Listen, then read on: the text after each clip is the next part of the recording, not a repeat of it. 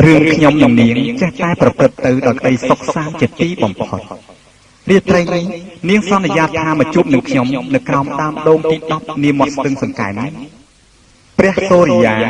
រៀបនឹងរលត់រស្មីទៅហើយរីឯវងរីកំពុងតែជ្រួលច្របល់យំត្រហឹងហើរលាស្ទឹងសម្ដៅរកត្រនំនៅសល់តែខ្ញុំម្នាក់ឯងដែលនៅឈរចាំកំដររាត្រីនេះមាត់ស្ទឹងសង្កែរាត្រីកាន់តែរំកើមកជ្រៅណាស់ទៅហើយតែនាងនៅតែមិនឃើញមកជួបនឹងខ្ញុំសោះឬមួយក៏នាងភ្លេចសន្យានឹងខ្ញុំមើលស្ទឹងសង្កែមើលខ្សែទឹកហូររុកខាងវត្តទីនឹងចំណោតមួយឈ្មោះដាំទឹកជុំនុន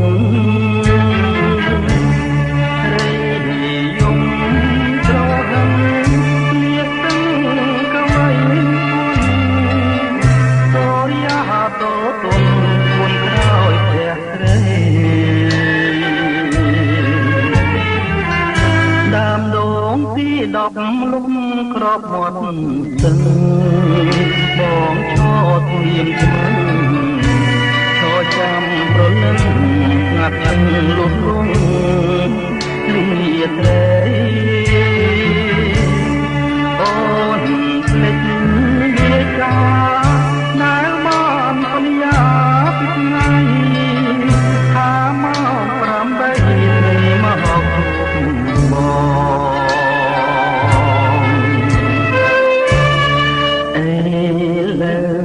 បាត់សូនដូ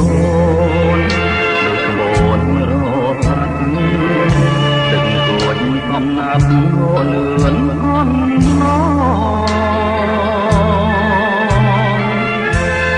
មន្តកាវត្តហូនៅមិនទាន់ឆ្លងមិនគួរនួនល្អប្រែកងងសូនកោះ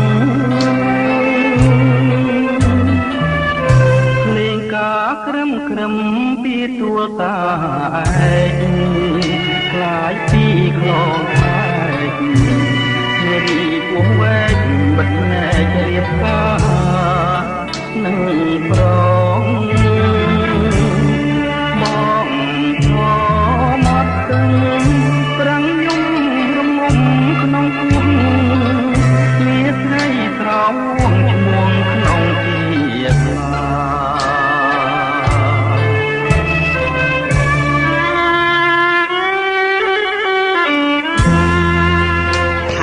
ស្ទឹងសង្កែចុះដែលធ្លាប់តែហូរគួចលឿនចុះឥឡូវចិត្តអូនបដូរផ្លាស់លឿនជាងទឹកស្ទឹងសង្កែទៅទៀតណាហើយចុះបើអូនសាងឈ្មោះជួសនារីពោះវែងទៅហើយនោះចាត់ទុកថានេះជាព្រំលិខិតសម្រាប់ឲ្យយើងជួបគ្នាបានតែត្រឹមនេះចុះ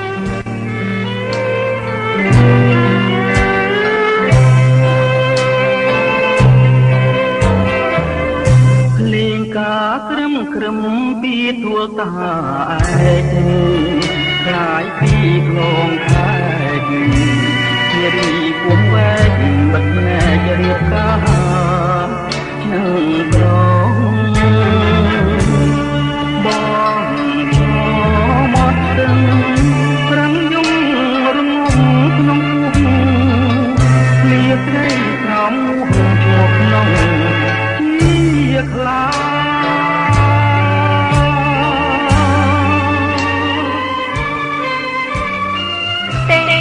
បងពិតជាយល់ច្រឡំមកលើរឿងអូន